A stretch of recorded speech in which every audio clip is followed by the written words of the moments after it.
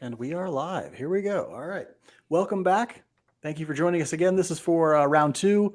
The Royals pick at 44. We have been patiently watching the draft, hoping and praying that Colin Houck would somehow miraculously fall to the Royals at 44. That didn't happen. But we are back to discuss the pick 44 for the Royals overall with you all. We are joined by Joel Penfield of One More Away, Alex Duvall of Royals Farm Report, and then Michael Mead, also of Royals Weekly. I am your host, Marcus Mead. Thank you so much for joining us. We really appreciate it. Fellas, after taking a few deep breaths, after seeing that Blake Mitchell pick, after reading some more stuff, what are your thoughts on where the draft sits right now that you know who's left on the board and what the Royals might be able to get at 44? How does it make you feel about what they got at 8 and about what's still available? Alex, we'll start with you. I think most of my favorite prep bets are gone. That doesn't mean all the good prep bets are gone. Just like the ones I was really hoping was part of the plan. And that's kind of, by the way, it's like when you talk about when we talk about the gap between pick 8 and 44, this was like the concern is the Mariners have 3 picks between your next pick, right? And Miami's going to pick again, and Milwaukee picked again, and the Dodgers are going to pick, right? And the Mets had only 1 pick in there, so they had to make a home run. It's if the game, we never know who their guy was, who they're looking for, but if he's gone and you're sitting here now like, oh no, like that's obviously problematic. Thomas White, left-handed pitcher, still there. It's like the easiest 94, 95 I've ever seen from a lefty. It's crazy how naturally and effortlessly he can throw 95. The Yohandy Morales still being their third baseman out of Miami. Oh my God, there goes Thomas White. I don't even want to talk about this anymore. So I was a little surprised actually when you said that. I thought he'd been taken. So anyway, I don't know. I hope that the guy that they were geared in on is still there. I'm assuming he is, right? Surely they wouldn't have. I'm going to give him the benefit of the doubt. I just will reserve judgment until I see who it is. Yeah, I completely agree. That's the guys. Well, I even said it earlier on. I was like, man, I really like the depth of the bats from the high school side. Now I'm looking at it. I went and looked right before we got on here, and I'm now counting guys. I'm going, yikes! We're down to 2 or 3 guys at the high school level that I still like, and and even on the pitching side, I'm big on Charlie Soto. He just went. Thomas White is gone now. Ty Pete was taken. The guy I know you were really big on him, Alex. Good pick from Seattle. I know Joel's happy about that. But yeah, it's getting bleak. It's getting bleak. Still a couple guys, but it'll be interesting to see what it looks like their plan was when 44 comes. Joel? We'll see what happens. At this point, I have no damn idea. I don't. I wish I did. I wish I had some sort of hard-hitting cogent analysis to give you guys. I got nothing right now. If you want the latest pick, 36, the Dodgers are taking Kendall George, an outfielder. I frankly, yeah. Let me look at best available and just see who's still there. I mean, Cameron Johnson's still there. Yeah, I saw Jake Geloff is still available. That one's kind of odd. I thought he would still be there. That's just a name I know. Can we talk about Can we talk about the Yahoo report that Blake Mitchell might get over slot? What? I did not see that. Yeah, somebody do not raise my blood pressure. I'm going to the doctor tomorrow. So somebody tagged me in it on on Twitter. Said something like to the effect of like that Yahoo put out and said that Blake Mitchell might even get over slot, which would just be an unmitigated disaster because if they go Blake Mitchell over slot just to take like Colton Ledbetter and Jack Hurley, I mean that's about like Bass Ackwards, like a process there. Yeah, that makes sense. That would blow my mind. It would be one of those things that, well, the weird thing is we talk about this like these are our own opinions, but in some ways we're reflecting the consensus of the world outside of us as well, right? Like everyone else would think giving him over slot is an insane idea, right? Like everyone else would think that that's nuts. The Frank Mazzucato pick, in the moment, some people were like, well, that's a little crazy because he's way far back. He's a huge underslot. But in the wake of that, they were like, well, I mean, it makes sense if you think Frank Mazzucato is good enough. It makes sense if there's some value there to be had. Paying Blake Mitchell over slot. If Blake Mitchell could have gotten over slot, he would have gone ahead of the Royals. Yep. That makes absolutely no, that better not be the case, or I'm going to be super pissed. Surely not. It's Yahoo. I'm not going to give that too much credence. It's not Jeff Passan when he was at Yahoo giving that sort of information. Right. But even if they give him slot, I'm going to shit a brick and I'm going to be pissed, right? Like, because it makes no sense. It makes absolutely no sense to make that pick if it's a slot, if it's full slot value, just none whatsoever. Some of the guys I still like, I think I like Joe Whitman. I don't know that they would need to overpay to get him, but I like him as a pitcher, as an option. I like Cameron Johnson. I think there's a lot of potential tied up in there. And then there are some college bats who I wouldn't be like terribly upset if they took. I mentioned one, Gino Groover. He's more of a 66 pick than a 44, I think. But there's some guys out there with some athleticism still who I think that they could take college bat wise. But there's that dude that you like, Alex, that Kemp Alderman, who is probably more of a 66 pick too, but he's still on the board as well. And so for some reason, Joel says he wants to be admitted again. Schoenwetter is still there, that high school pitcher that I like as well. Cooper Pratt's another interesting high school bat for me. Big, tall. He plays shortstop now. I think he's probably a third baseman in the future, but I mean, he's maybe shortstop in a pinch kind of guy. But I think he's really big. He's got really good bat to ball skills right now with the opportunity to possibly put on some muscle and hit for power. So I think, possibly if you're looking for a guy that like, hey, we underslotted because we really like this guy, maybe he's still one of them. Possible. Okay. All right. So in terms of, we're looking at this pick coming up here at 44. How has this draft played out in terms of what your expectations were? Is it pretty much where you thought it would be, or have you seen a lot of wild moves from the things that have happened other than what the Royals did? No, it's been really chalky. Like nothing so far has like, whoa, like what happened? It's been super chalk. And even the Blake Mitchell pick, I mean, there was a ton of smoke around that happening. And if you consider the mocks to be chalk, then it's been super chalky. If you consider it to be like, if you go off consensus boards, the Royals might have the biggest reach. Well, Nolan Schanuel going to the Angels, he wasn't top 15 on anybody's board because he's a college first baseman.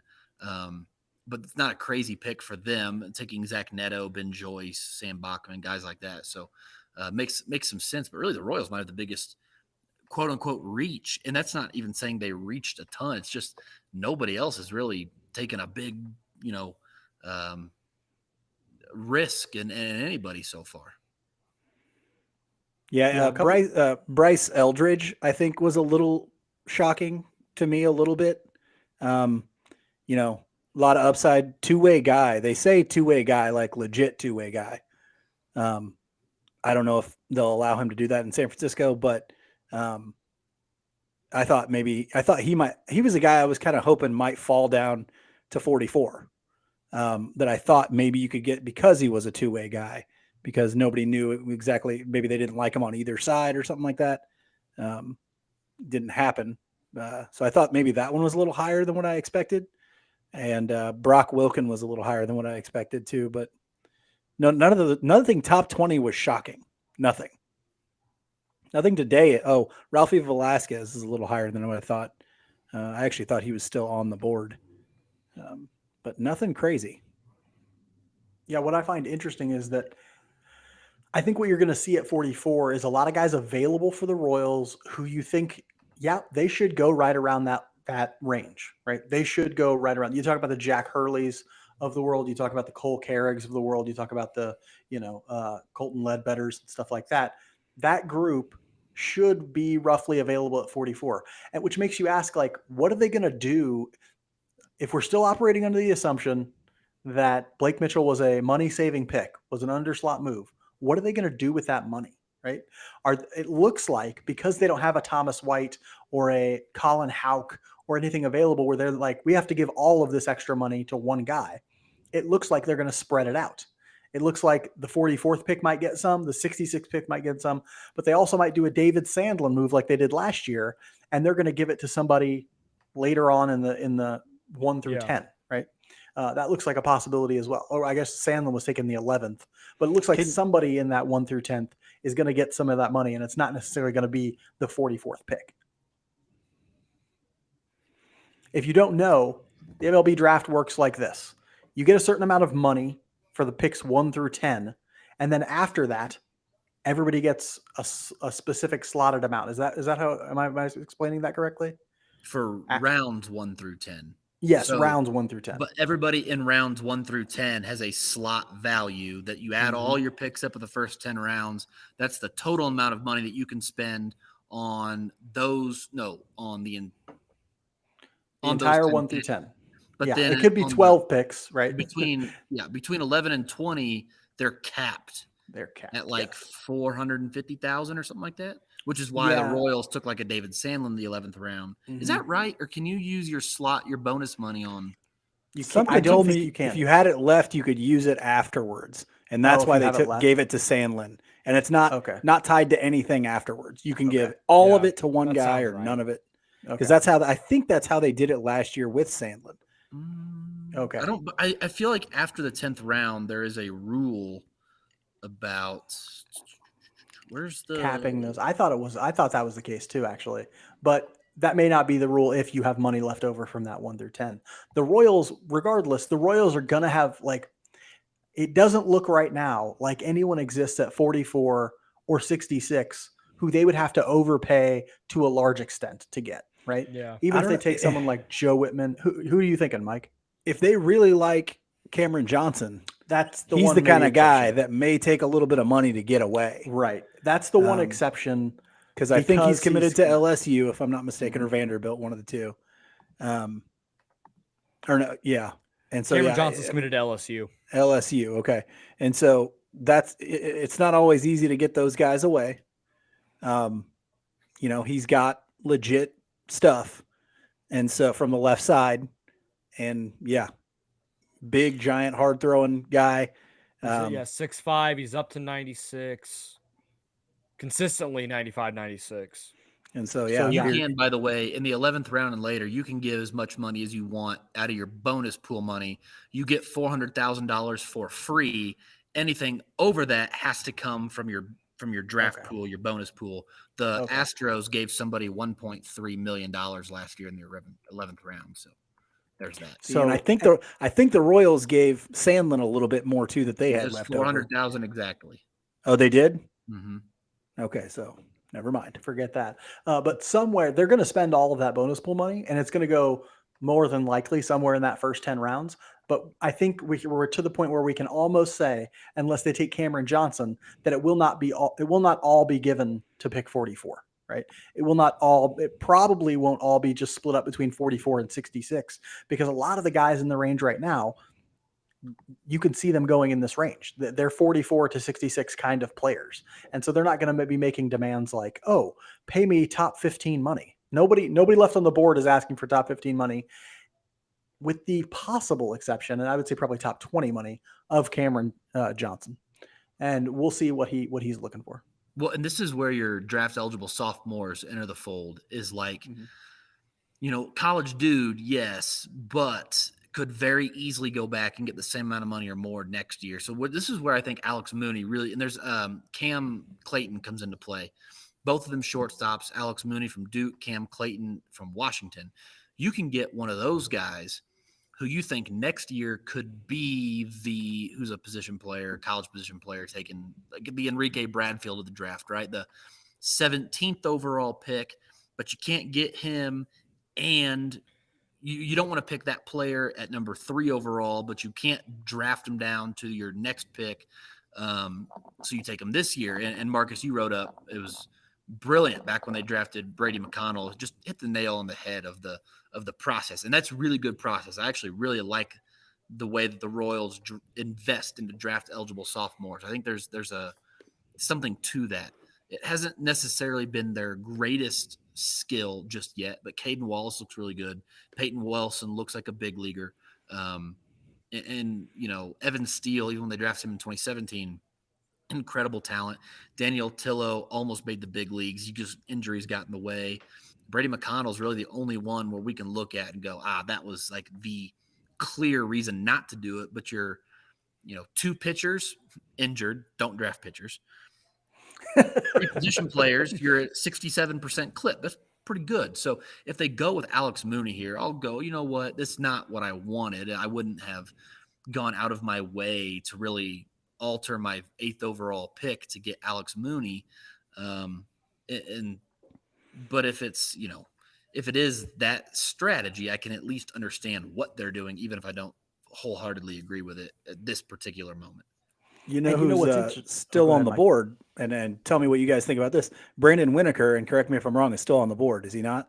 Oh yeah, yeah. He'll be. So it's just a matter of his deal is a matter of like, where do individual teams value him? What's he willing to sign for? Remember Dylan Cruz a while back was in the same kind of spot as a Brandon Winokur, like a fringe, somewhere between the 1st and the 3rd round, and it's like, man, we don't really want to overpay for Dylan Cruz. We could just kind of take somebody else, maybe a little bit safer, a little more data, a little more whatever.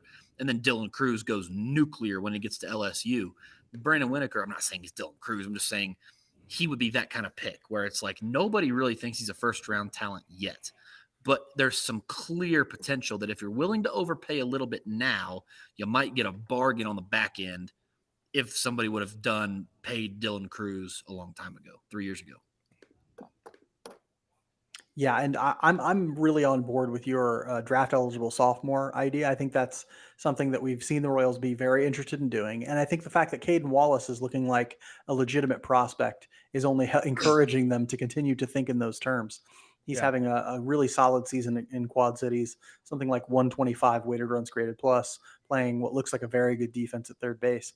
If you can get those kinds of guys, the athletes, the guys who look like, one more good year from them and they're going in the top 20, you get those guys at 44 and 66, and you're feeling pretty good about things. I wanted to bring up the Oakland A's who just picked Miles Naylor, high schooler out of, was that Canada? St. Joan of Arc High School in Canada? All right. Is he another one of the Naylor brothers? Is he another one? Oh, no way. Looks like no, not like a Bo Naylor, not those guys. They're from Canada too, aren't they? They're from Canada too, I think. Yeah, there they are. They're Miles, Bo, and Josh. And this dude, holy crap, like he does look just like him. Yeah, he looks like him. Definitely looks like Bo. I didn't know they had a younger brother. Yeah, they just mentioned it on the broadcast the other day. Actually, I think. I thought they were talking about Bo. I think they were like, and they got another one coming in the draft this year, and I think I remember them saying that. And this one's a third baseman. Yeah, so they play all over the diamond. But interesting, Oakland was one of the only teams when I went back and looked over they're one of the only teams that did probably what's going to be a big underslot move as well in the 1st round. And so when you were thinking like, well, what teams can really afford to pay guys like Cameron Johnson and things like that if they want big money, it was Oakland was like the big one. Everybody else who's remaining between now and the Royals really doesn't have the money or isn't going to have the money left in their bonus pool to significantly overslot. And so if anybody's getting overslotted at this point or overslotted here in these picks in the 40s, it's probably the Royals who are going to have an opportunity to do that. We'll see where they end up deciding to go. Right now we're on a commercial break. Pittsburgh may have a little money here. I'm curious, like if you're gonna, because the reason they drafted Skeens is because they remember they floated out a number. Let's call it $8.5 million, save themselves $1 million and some change. That's a lot of money. Now you could divvy that up over 8 prospects and just a little bit at a time, or you could dump it all on Cameron Johnson right here. Cameron Johnson right here. Right. I'm really interested if they can't get Cameron Johnson, I'm really interested in Joe Whitman. And I know to me, it would not surprise me if Thomas White becomes Joe Whitman in 3 years, because they got the sliders, because he's a big, tall lefty. I know Kent State isn't the highest level of competition that exists in the world, but he's a guy who I'd be intrigued with as a pick here. You won't have to pay him that much more than slot, maybe a little bit more. But if you're interested in getting a pitching prospect, I'd like to hear more about Winokur. I haven't paid too much attention to him. And you mentioned someone else, a draft eligible sophomore, Alex, not Mooney, but the other one. I'd like to hear more about those two. So Cam Clayton, shortstop out of Washington, is a little more Brady McConnell than Alex Mooney is Enrique Bradfield, right? So you're talking about ceiling versus floor. You're talking about like upside versus polish. Alex Mooney, I think, has a ton of upside, but is also a little bit safer. Cam Clayton, a few more strikeouts, a few less walks, but also maybe some more power, and probably a third baseman. So I'm not sold on him at shortstop, where Alex Mooney, I'm all in on him being a little bit of a lighter hitting shortstop than Cam Clayton would be.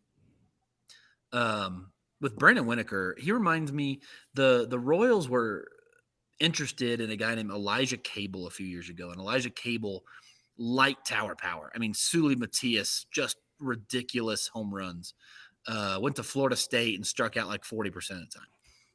Winokur, it's impossible to peg.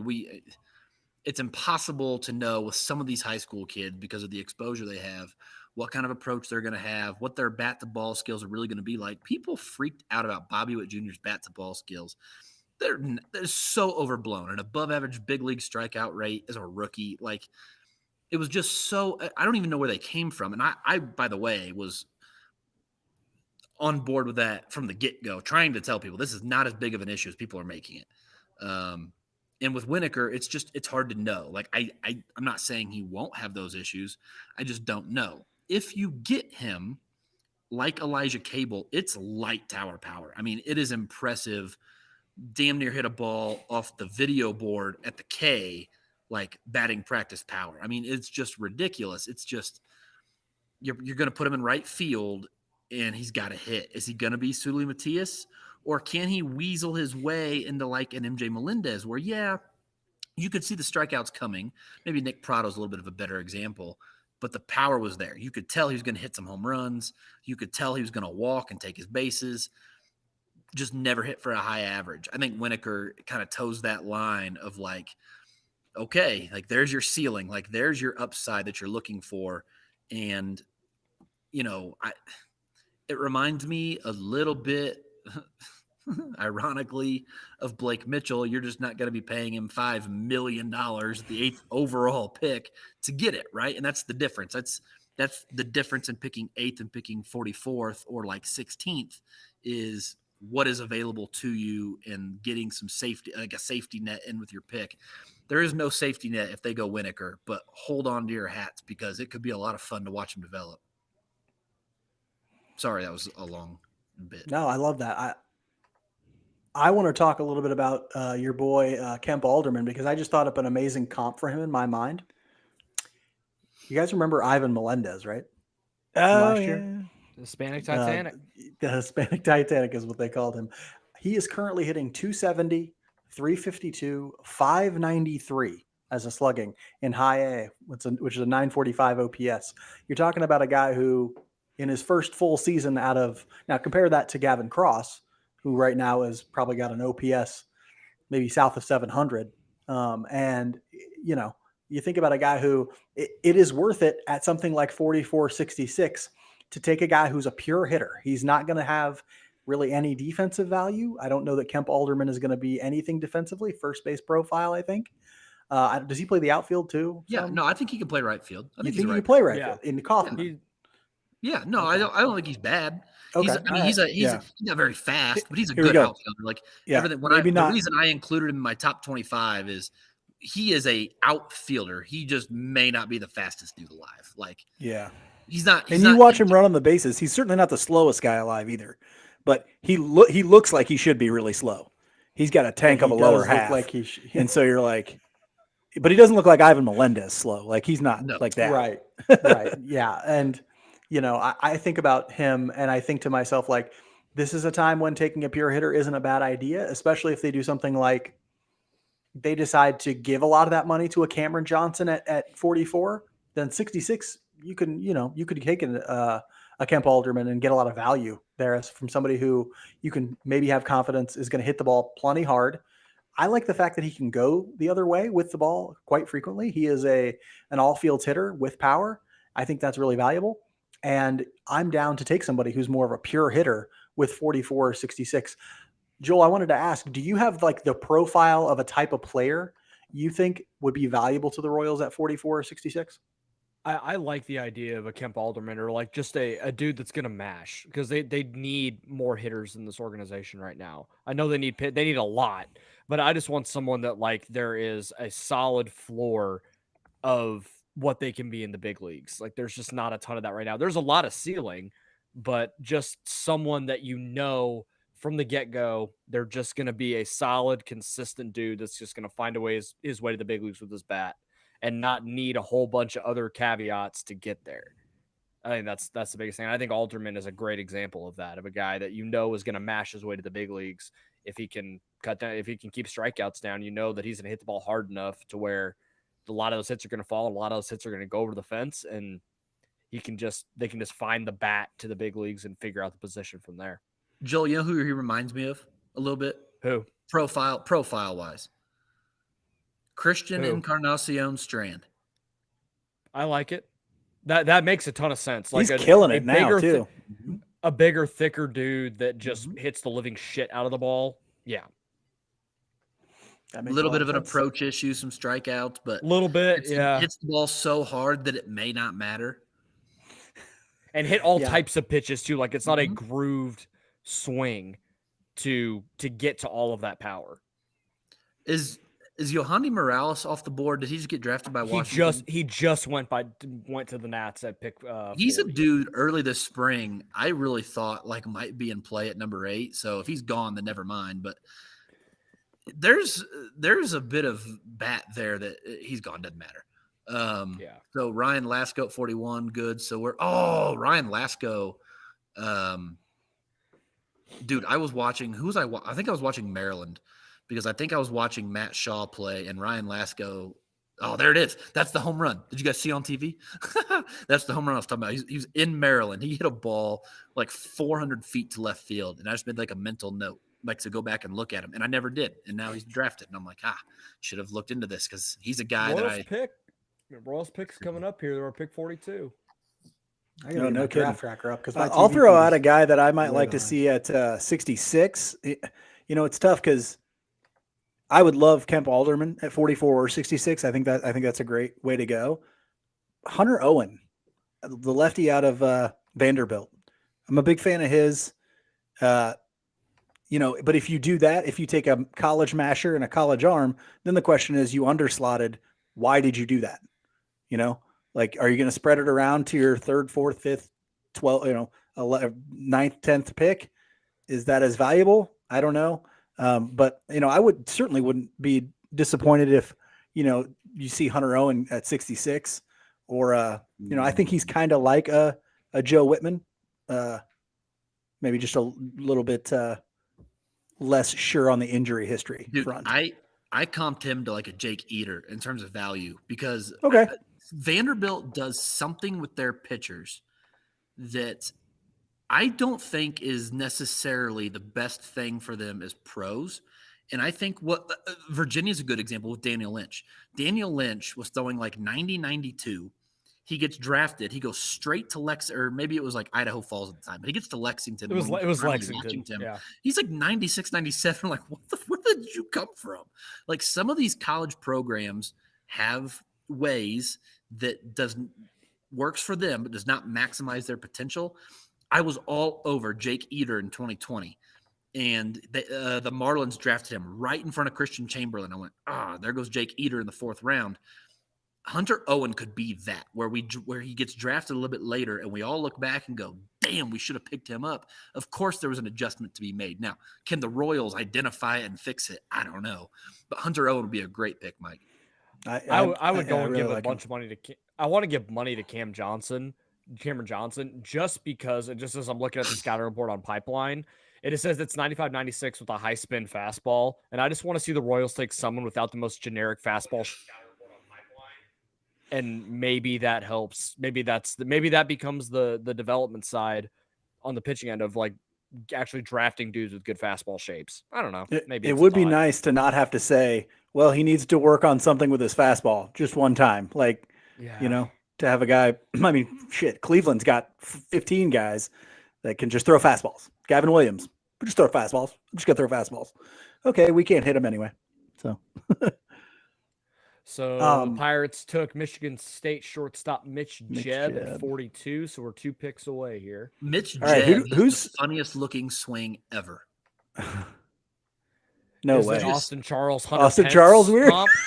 Austin Charles weird. Don't even start, Joel. Don't even start because I had another. See it. I had another laugh about that yesterday and about died again. Okay, don't even start with the 100 pence. We got a question in the live chat that from a guy named Bud Tenge that says, have they already agreed to the money with the player before the pick is announced? Is it in concrete?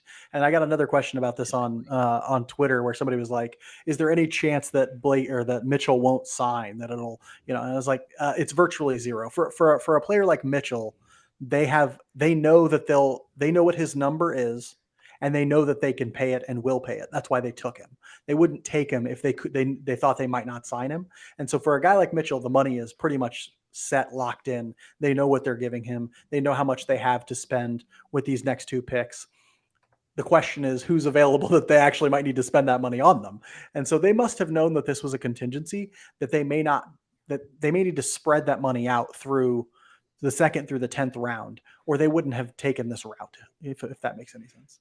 Hey, by the way, guys, the Royals are now on the clock. The 43rd pick is in. The Reds took Sammy Safura. Safura. Yeah. Safura. Shortstop, prep shortstop. Okay, Alex, who are you taking with the pick, Alex? Who's left? Who are you taking? I would take Kemp Alderman, and part of it is I think you can get like a Winokur down to 66. I think there's all kinds of guys in this range that you have the money for to move to 66. Alex Mooney, Cam Clayton, Hunter Owen. We've talked about all of them. You can move them to 66. Like now you're in the signability game. Like these picks will not be the best players available per se. Like that's what number 8 was supposed to be for. These picks will be all about who can we sign in terms of like upside, right? And so like a Peyton Wilson, like a Caden Wallace, a draft eligible sophomore who's more expensive. You're going to overpay for them now, praying that they become better than what you paid for, right? That they'll value themselves out of the price range you gave them now. And that's another thing, that who that guy is going to be in terms of profile. He has to be an athlete, right? Because the one thing that won't happen is he won't go back to school and get faster. He won't get back to school. Well, he might get stronger, but he won't get any faster. The athleticism has got to be there for those guys. And that's why you see a guy like Caden Wallace. It worked out for him because he's a big, strong guy, and he's going to be a big, strong guy, and he's a certain kind of athlete. He's pretty agile. That's going to be the case. What you don't want to do is take a guy who's a draft eligible sophomore and then hope that he somehow gets more athletic in a year, because that's not going to happen. Really. And so what are they going to work on? They're going to get better at approach. They may gain some bat speed if they're training the right way. They may, but you really have to watch, like, what's the profile look like in taking a draft eligible sophomore, because it's not a guarantee that guy goes back and gets any better. Mm-hmm. Can we talk about the fact really quick, by the way, that they have a college coach on the MLB draft table? I have the pick. Because every one of his players is so good they get drafted. Yeah, I saw that. The pick is in at 44 for the Kansas City Royals. They selected Blake Walters, right-handed pitcher. I was just reading about him. High school prep guy, 6'4", 215 pounds, committed to Arizona. What are we thinking about Blake Walters? Anybody have any thoughts on him? So I didn't know anything about him.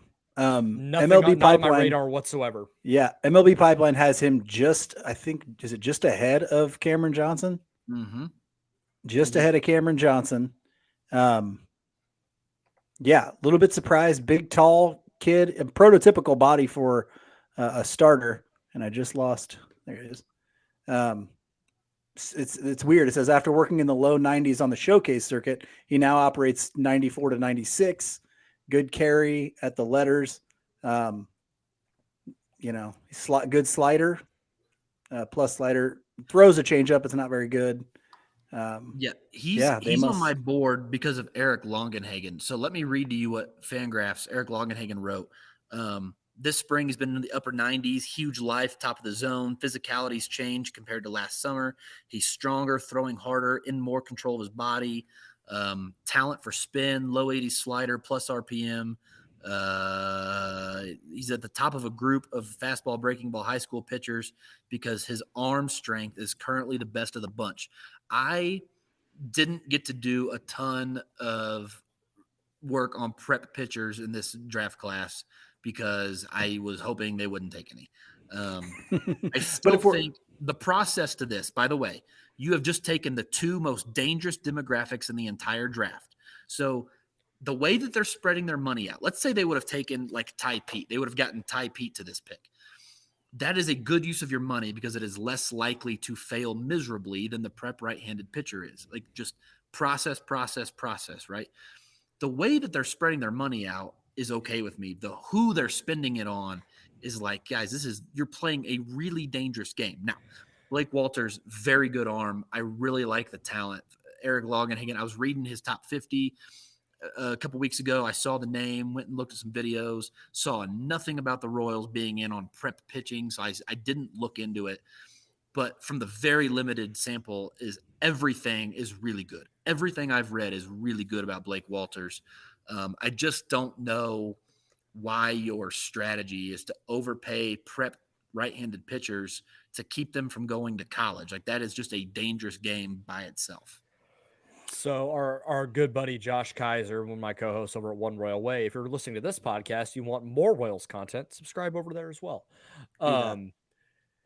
He posted the GIF. He said it's JJ and company in the war room, and it's the GIF from Major League 2 where Serrano's like grabbing his nuts, walking around. It's like this is two like nuts on the table picks of just we are going to take a huge swing and it better and it needs to effing work.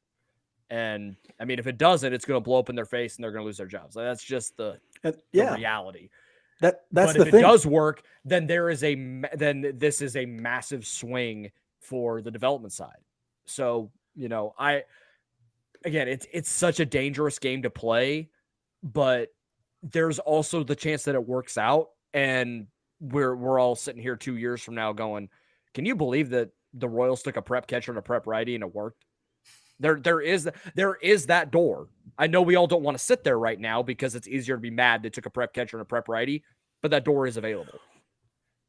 Well, I'm not mad at the talent of the players, that part of doing this, whether you're drafting for Major League Baseball or the NFL or anywhere else, is risk management, Yep. And this is not that. This is not managing risk. Like you said, it's a kind of, do you have the balls to do it kind of a thing? Yes, we like these players. We're going to put aside the fact that we're drafting positions that are notoriously volatile, and we're going to do it. And especially when you add into the fact that the Royals as an organization are in the place that they're in, everything is in flux with this team. There is nothing certain about this team right now. Not even where they're going to play is certain. And so like that is baffling to me. If there was any draft to be more conservative on, it was this one. It was the one that, if there was any draft where you say, we want to take players that have, some traits that we can certainly bank on, it was this one. And they have not done it so far. It tells me that they are pushing the window pretty far back if they're taking two prep kids. That too. Yeah. Yeah. Well, they came out and announced that the thing they thought that was the strength of this draft was in the prep players. They thought, there are a lot of good high school players in this draft. And so it's not overly surprising to see them go with two prep guys. One of them is a hitter, obviously. So at least they didn't go prep pitcher in the first round. But I will say this. There was a time when people were very critical of the fact that the Royals were too interested in taking high floor guys who looked like they were going to be quad A players and that sort of thing. If they have moved on from that and they're like, let's take as many high ceiling guys as we can, and some of them will hit, I'm okay with that. I'm looking at Walter's pitch right now, and I'm seeing some things that, look okay. He looks like a lot of prep guys, right? Long levers, good body, Yes, he looks like he's very projectable in terms of his body, and I like that a lot. But if he's, I mean, you mentioned it, Alex. Is he up to the upper 90s this spring? Mm-hmm. You want a 95, guy 97, top 99. You want a guy throwing that hard. Is he capable of spinning well? Great. That low 80 slider, in my mind, should become a mid to high 80 slider if he can get it there. But, these are the types of things that maybe they're trusting their pitching development a little bit. Maybe this sends a signal about where they think their pitching development is. But if you're asking me, do I want them to, like, you're absolutely right, Mike and Alex, I think you made this point as well. In terms of the risks that they're taking, and there goes Kemp Alderman to Miami, damn it. In terms of the risks they're taking, they are taking a lot of risks. This is a high risk draft. Ton of ceiling in there. Walters has a ton of ceiling. Mitchell has a ton of ceiling.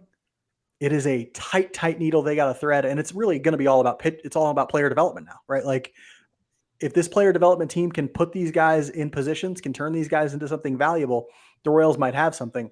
If they can't, boy, you're pushing that quite a ways. They're pushing that window even further because you might whiff on a draft completely. I will say that. So just from honestly, this is the first time I'd ever watched anything on Blake Walters, to be frank. So I'm wholly unprepared. However, from the clips that I watched, it looks like he manipulates his slider to like two different shapes, where he has like a sharper, like more horizontal one, and one that almost loops like a slurve. It's kind of like very Dustin May-ish in that way, because I watched him kind of do the same thing and when I saw him in the minor leagues. So having that feel for spin gives me at least something where I think, maybe there's something there. And if he throws hard, so maybe if there's more velo in there, it can act as a third pitch, so to speak, as he develops a changeup or some other secondary. This reminds me of the Ben Caderna pick, where it's you're going to have to overpay to get him out of a big college, but the stuff has come on so late that you're kind of buying early. You're trying to get in on the bottom floor. Again, if it wasn't a prep right hand, like, this is the thing too. Like, people are like, well, just because he's a prep, I saw that, just because he's a prep catcher doesn't mean anything. It's like, well, yeah, but we say that all the time. Doesn't matter. We're just going to take him anyway because we like him. It's like, well, at some point, history doesn't lie to you anymore. It's telling you to stop doing this thing. And that's where the meme came in that Marcus and Mike, you commented on, is, people keep deluding themselves into thinking, oh, this will work for us. This one's different. And it never is. However, Walters and Mitchell cornering the market on Blake's. These are two guys, like, if you're going to take a prep catcher, prep right-handed pitcher, like, okay, these are the two, but history keeps telling us this is the bad idea. It's a futile exercise. You're better off doing something else, even if you really like them. We'll see. I saw something on Twitter that said, and I have no idea if this is true. I did not fact check this or anything, but they say if Blake Mitchell gets a hit in Major League Baseball, he'll have the first one of a catcher since Joe Mauer, the first from a catcher drafted in the first round since Joe Mauer. And it's like drafted in the first round. Yeah, sorry, a prep catcher drafted in the first round. That is insane. Joe Mauer retired like 5 years ago. Yeah. Joe Mauer's a friggin' borderline Hall of Famer. Yeah, and that's great. And soon, he's a borderline Hall of Famer. He'll be in there soon because he hasn't played forever. Like, that is a crazy statistic. Like, that's just wild to me. I can't, and people, when we got off earlier and I went onto Twitter and, I had a bunch of notifications and stuff. People were like, some people were like, why are you bashing? You're just so negative. I'm not going to lie to you. I'm not going to lie and say the Royals hit nothing but home runs today, guys. Turnarounds here. Right. Like, no, they played a really risky game. Sometimes it hits big, but don't go thinking like, oh, this is a for sure thing, because it really isn't. Last year's pick, Gavin Cross, was much more of a sure thing, and he's not doing great. It's going to be tough. It will be exciting, though. That's the one thing you can say. It's going to be exciting to watch both of these guys so far in their development. It'll be really exciting to see the plan for Blake Mitchell. I think Walters probably starts, in rookie ball. It'll be, That one makes a little less sense to me than the Mitchell pick, but yeah, oof. Royals taking Here's some my big thing. swings. Yeah, that's the thing. And we went with a bunch of analogies to you, Mike. You said it's like drafting a running back in the first round, or it's different things. These analogies. In my mind, the only thing that's coming to mind with taking both of these guys is it's like the Royals are playing roulette and they've put their money on Green, right? Yeah, exactly. And hey, if Green hits, they're swimming in dough, right? Like, and they have some control over whether or not Green hits, right? It's all in the player development at this point. They are saying with these picks, they are saying we trust our player development a lot, right? They're saying that a bunch because these guys are raw dough. Nobody's saying that these guys don't have potential. Everyone's saying they have potential. The question is, they are also very high variance. And so which one of those plays out? Is it the potential or is it the variance? You see what I'm saying? And so I just think, I want our audience to have a very clear understanding of what we're saying.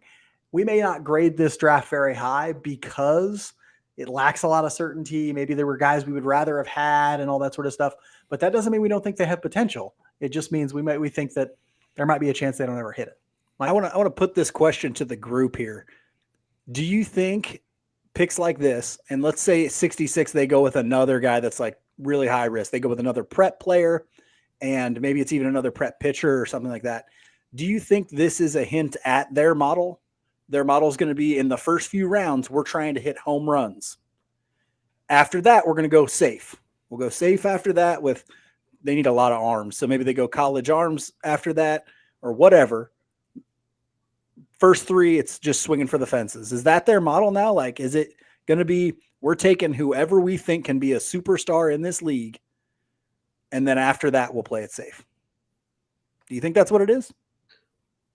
It's not very much of a model. I mean, you're not using statistics for it, but okay, that could be it. That's a strategy. Strategy. Let's go strategy. Sorry. It is one of the strategies of all time. It is one of them. The thing with a model, a model has to, you give the model information and it spits out the players most likely to create an impact in the big league level. Neither of the players they selected would come out of a model as being like, hey, this guy has a good chance of helping your big league team. And what we've seen, and the problem is look, one thing that really pisses me off is people who are like, oh, you're too pessimistic. Like you said, you hit on the head. I'm not going to lie. The history of what we're talking about suggests this is an awful idea. It doesn't mean I don't like the players. It doesn't mean I don't like the Royals. It doesn't mean I don't think it's going to work. I don't think it's going to work, but it doesn't inherently mean I don't think that. I'm just telling you that based on history, based on actual models, and based on the teams who do this really well, the Royals are doing the antithesis of it. The Baltimore Orioles don't draft this way. The Houston Astros don't draft this way. The teams who draft and develop really well don't draft this way. That might be okay. You might hit. It might work. Statistically speaking, it doesn't work. Your farm system is not very good. Your big league team sucks donkey balls. You have done nothing to prove to me that I should trust you. So when you make a pick like this, I'm going to say something like, hey, I like that player. Not a safe pick. Maybe not a very good pick. It doesn't mean it won't work. And if the Royals had any background of proving that they know what they're doing, I would understand people getting on there and saying oh, quit being so pessimistic. We're talking about a team who has epically failed at this for a decade or more. It's at some point it's okay to be critical and say, hey, this isn't the safest route you're going down. You better make sure you know what you're doing, because so far Frank Mazzucato is good. A lot of walk issues. I'm a little concerned about his inability to walk or his inability to throw strikes, and the fact that he's still throwing 92. Carter Jensen's hitting less than 190 at high A. Granted, he's very young, does some things well. Still hitting less than 190. I know batting average still. Ben Caderna's probably the best of that group. Peyton Wilson wasn't even on Fangraphs. Now, I disagree with it, but a major prospect evaluator looked at Peyton Wilson and said, not a top 42 prospect in that system. Some of these drafts aren't working out. It is okay to be critical and say, hey, you haven't been hitting on your picks lately. You might want to change up what you're doing a little bit because you could be doing a better job in some capacity. And that's all we're saying. Yes.